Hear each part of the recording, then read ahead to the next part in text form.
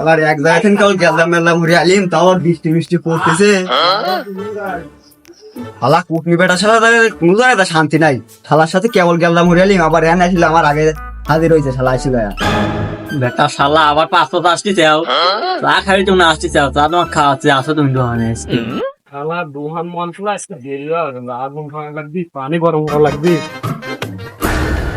দোকানদার এক কাপ চা দাও তাড়াতাড়ি। ইয়া বলে দোকান খুলতেছি, বয় একটু। এ দন্দর ভাই ফেলাই তো, তোমার চা খাওয়াচ্ছি রও।